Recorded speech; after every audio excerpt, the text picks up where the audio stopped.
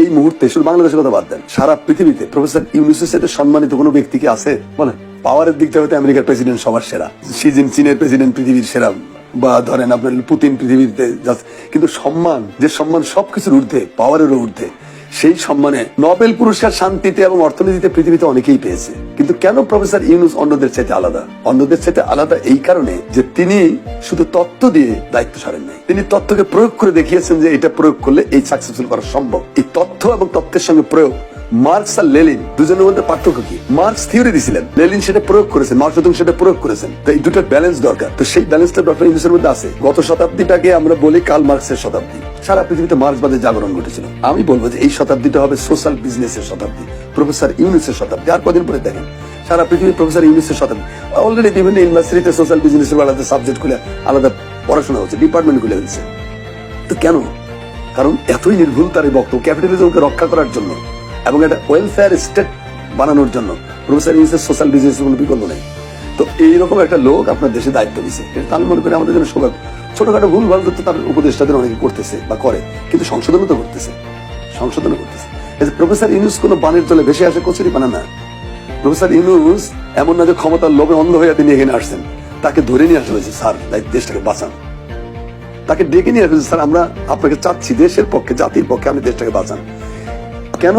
কারণ প্রফেসর ইউনূস কতটা পাওয়ারফুল, কতটা সম্মানিত। একটা ছোট্ট নজির দেই, সংযুক্ত আরব আমিরাত, এটা তো বুঝে নিয়ে কি দেশ, এটা তো, এখানে তো মানুষ বাস করে না, এগুলো হলো সব রাজতন্ত্র। এখানে কোনো বাক ব্যক্তি স্বাধীনতা বলে কিচ্ছু নাই। সেই দেশে 57 জন বাংলাদেশি 5ই আগস্টের এই ঘটনার পরে মিছিল করছিল, আনন্দ মিছিল, বা হাসিনার বিরুদ্ধে 3-4 আগস্টের প্রতিবাদ মিছিল করছে। সেই জন্য আরব আমিরাতের আইনে, আরব দেশগুলো তো বললাম মানুষের দেশ না, এগুলো রাজাদের দেশ। এই সমস্ত দেশে এগুলো বিরুদ্ধ, এগুলো নিষিদ্ধ। অতএব তারা এই 57 জনকে ঢুকাই দিয়েছে জেলে, 10 বছর, 20 বছর, 30 বছর জেল দিয়া। সবাই ধরে নিল যে শেষ গেম। প্রফেসর ইউনূস আরব আমিরাতের প্রেসিডেন্ট যেটা এখন আছে, এটারে বলছে যে আমার লোকগুলোকে ছেড়ে দাও। একটা কথার সব খুলেছে, একদম বেগজুর খেলা ছেড়ে দিয়েছে। আপনি বুঝতে পারেন ব্যক্তিগত ইনফ্লুয়েন্স কাকে বলে? এই ক্ষমতা কি বাংলাদেশের আর কোন রাষ্ট্রনায়কের আছে? আর কোন ব্যক্তির আছে? রাষ্ট্রনায়কের কথা বাদ দেন, আর কোন ব্যক্তির আছে? এই চুপ্পু ফুপ্পু দিয়ে হবে এগুলো? এটা তো প্রফেসর ইউনূসের মতো ব্যক্তিত্ব দরকার, যাকে আজকে 192 জন নোবেল লরিয়েট তার পক্ষে বিবৃতি দিয়েছে। কি মনে করেন আপনি?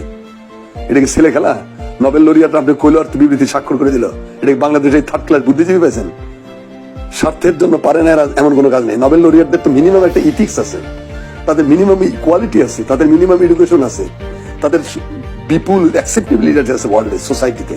তারা যখন তার পাশে দাঁড়ায় তখন আপনার গৌরব হয় না যে লোকটা আলাদা মানুষ? তো আমাদের দেশের মডেল ডক্টর ইউনূসের উপরে হিট করা হয়েছিল কেন? শত শত মামলা, 100-এর উপরে মামলা দিয়েছে তার বিরুদ্ধে। কেন জানেন? জাতি ইন্ডিয়ান এটা প্রজেক্ট, যে জাতির সামনে আইকন দিতে নাই। তুমি জাতির সামনে কোনো মডেল দিবে না। মডেল দেখলে দিলে ছেলেমেয়েরা ওই মডেলকে ফলো করে বড় হবে, অর্থাৎ সেও এরকম বড় হতে চেষ্টা করবে। ডিস্ট্রয় করে দাও সব। আমাকে আইকন বানাও, আমি তো রক্ত পিপাসু, আমাকে বানাও, আমার পিতাকে বানাও। আমরাই দেশ, মানে আমি আর আমার বাপ, আর কেউ না। এই যে এই আইকন রক্ষা করতে যে প্রফেসর ইউনূসের মহাসম্মানিত ভাবমূর্তি বিনাশে শত শত প্রচেষ্টা করেছে এই সরকার। তো তাতে কিন্তু প্রফেসর ইউনূসের আবেদন জনগণের কাছে কমছে? বাড়ছে আরো। বরং মানুষ হেট করতে শিখেছে এই পাপিষ্টদেরকে, যারা এই অপকর্মের বিরুদ্ধে ছিল, মানে অপকর্মের পক্ষে ছিল, তাদেরকে মানুষ হেট করতে শিখেছে। তো এটা দেখে হচ্ছে প্রফেসর ইউনূস হাঙ্গামা করতেছে, তো বটেই, আরো করবে। তার কালচারাল পলিসি, তাকে হয়তো সেইভাবে তিনি যেটা এই গণবিপ্লবের যে আকাঙ্ক্ষা, গণবিপ্লবের যে ডিমান্ড, যে চাহিদা, সেগুলো হয়তো কালচার, শিক্ষায় বা ইনফরমেশন আসতে একটু সময় লাগবে। যেভাবে আমরা যে সমস্ত লোকদেরকে বিভিন্ন জায়গায় বসাচ্ছি, তাদের অনেকের সাথেই গণবিপ্লবের কোনো সম্পর্ক নেই। তারা হয়তো এই ছাত্র জনতার চেতনার সঙ্গে যায় না। এর হলো সুবিধাভোগী সম্প্রদায়, আইসা উপরের থেকে লবিং করে, গ্রুপিং করে, নানা কায়দায় এসে হয়তো এগুলো পদ পদবিগুলো দখল করবে। তাতে কিছু যায় আসে না। কারণ বাংলাদেশের ছাত্র জনতা গতকালকে যে ডেমনস্ট্রেশনটা দিয়েছে, এই ডেমনস্ট্রেশনে আমি হ্যাপি। এই জন্য হ্যাপি যে তারা জানিয়ে দিল যে আমরা কিন্তু ঘুমাইনি, আমরা কিন্তু বাড়ি ফিরে যাইনি। 1971 সালে আমি একজন মুক্তিযোদ্ধা। 1971 সালে যে ভুল আমরা করেছিলাম তার হলো যে শেখ মুজিব ডাক দিল, অস্ত্র শস্ত্র ফালাইতে আমরা বাড়ি বাড়ি ফিরে গেলাম। আওয়ামী লীগ পাই গেল একটা মুক্ত মাঠ, মুক্ত মৃগয়া। লুণ্ঠন, দুর্নীতি, ঘুষ, চুরি, ডাকাতি, দখলবাজি করে রাস্তার কুকুর হয়ে গেল বিশাল বড় বৃক্ষ, নেরি কুকুরগুলো হয়ে গেল একটা করে শাল গাছ। এই যে হয়েছিল, যার ফলে কি হলো, 27,000 লোক মারা গেছে এই আওয়ামী গুন্ডাদের হাতে। স্বাধীনতার পরে 1972 সাল থেকে 1975 সালের 15ই আগস্ট এই সময় 27,000 বিরোধী রাজনৈতিক দলীয় নেতা কর্মীদের হত্যা করেছে, ইনক্লুডিং সিরাজ শিকদার মতো একজন বিপ্লবী নেতাকেও ক্রস ফায়ার দিয়ে মেরে ফেলেছে। তো এটা করেছে। তারপরে কি করেছেন, সীমাহীন লুণ্ঠনের জন্য দুর্ভিক্ষ আসলো। একটা স্বাধীন দেশে যেখানে খাবারের কোনো অভাব ছিল না, শুধু লুণ্ঠনের কারণে চোরাচালানের জন্য এই দেশে 10 থেকে 15 লক্ষ লোক মারা গেল না খেয়ে। এইটা প্রাপ্য ছিল? আমি তো দেখছি গাইবান্ধা স্টেশনে যে মানুষের বমি খাচ্ছে, ক্ষুধার জ্বালায় বেউসে কুকুর পায়খানা মধ্যে, সেটার উপর 2 জন ঝাঁপায় পড়ছে। এই দৃশ্য স্বাধীন দেশে আমাদের প্রাপ্য ছিল? আমরা সেদিন ভুল করেছিলাম।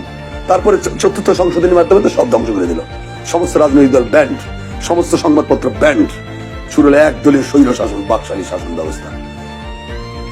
নেমে যাওয়ার পরিবর্তনের কোনো রাস্তাই তো থাকলো না। শেখ মুজিব নিজেই তো তার জীবনের এই ট্র্যাজেডিকে আমন্ত্রণ করে এনেছিলেন। তাকে সরানো তার কোনো স্বাভাবিক পথ ছিল না। আসলে আবেগ না, বাস্তবতা দিয়ে বুঝতে হবে। বাস্তবতা হলে তাকে সরানোর কোনো রাস্তাই ছিল না। তারপর এটা বাস্ট হয়েছে। এমন কথা হলো যে সেনাবাহিনীর একটা অংশই কাণ্ডটা করলো, কিন্তু পুরো সেনাবাহিনী সমর্থন যদি না থাকে তাহলে তারা তাদেরকে প্রতিরোধ করলো না কেন? কেউ তো প্রতিরোধ করেনি। তো এইটা হলো ট্র্যাজেডি। এই জন্য আমি মনে করি যে আজকে তরুণরা, আমরা যে ভুলটা করেছিলাম 71 সালে যুদ্ধেতে ফিরে এসে, আজকের ছেলেরা কিন্তু তা করছে না। তারা কিন্তু রাস্তায় জানান দিয়েছে যে আমরা কিন্তু এখনো আসি। দিস ইজ খুব পজিটিভ সিগন্যাল। আচ্ছা, তারপরও এই আইকনিক একজন ব্যক্তি, সম্মানিত ব্যক্তি ডক্টর ইউনূসকে নিয়ে তো আমাদের দেশেই অনেকে সমালোচনা করছে, তার পুরস্কার নিয়ে অনেক কথা বলছে। হ্যাঁ, পুরস্কার নিয়ে রবীন্দ্রনাথ যখন নোবেল পুরস্কার পান 1913 সালে, আপনি হয়তো জানেন না, সেই সময় কলকাতার পত্রিকাগুলো কি লিখেছিল। পত্রিকায়, কলকাতার পত্রিকাগুলো 4 কলাম 5 কলাম 8 কলাম হেডিং হতো যে জগতে কি গীতি কবির আকাল পড়িয়াছে, ঠাকুর বাড়ির কবুতরটিকে নোবেল দিতে হইল। এটা ছিল পত্রিকার শিরোনাম। রবীন্দ্রনাথ যে নোবেল বিষয়ে তদবির করিয়া তেলবাজি করে ইউরোপের দরজায় দরজায় ঘুরিয়া ঘুরিয়া ভিক্ষা করিয়া এই পদকটি তিনি লইয়া আসিয়াছেন, ইহা আপাতত তিনি নোবেল লাভ করিয়াছেন বটে, কিন্তু তাহার মৃত্যুর সঙ্গে সঙ্গে কেওড়াতলা শ্মশানে যখন তাকে দাহ করা হইবে, তার দায়ের সঙ্গে সঙ্গে তার সমস্ত কর্ম, সাহিত্য, শিল্প যা আছে সবগুলো ভস্মীভূত হইয়া যাইবে। এই ধরনের লেখা বস্তা বস্তা লেখা হয়েছে। তাতে কি রবীন্দ্রনাথ যায় আসছে? এখন ডক্টর ইউনূসের বিরুদ্ধে এইসব লেখা হচ্ছে।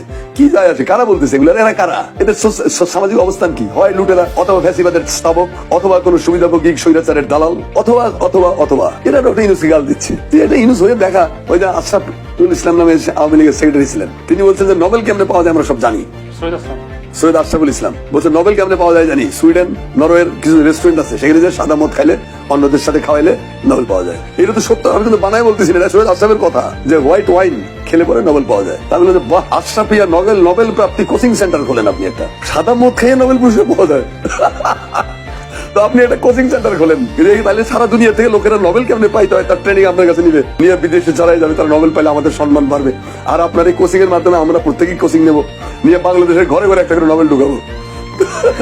সংসদ তো শেখ সেলিম একটা কথা বলেছে, তাকে তাচ্ছিল্য করে যে কিসের। শুনেন, রাজার গাড়ি যখন রাস্তা দিয়ে যায়, বা কোনো একটা গ্রামের, ধরেন একটা গহীন গ্রামের ভিতরে একটা গাড়ি যাচ্ছে, তো গ্রামের কিছু কুকুর রাস্তার গাড়ির পেছনে ছোটে ঘেউ ঘেউ ঘেউ ঘেউ করে। তো পৃথিবীর কোনো গাড়িওয়ালাকে দেখছেন গাড়ি থামিয়ে কুত্তে ঠেঙ্গায়? তাহলে এই সমস্ত কুকুরদেরকে ডাকতে দিন, ঘেউ ঘেউ করতে দিন। এরা তো চিরকালই ঘেউ ঘেউ করা পার্টি।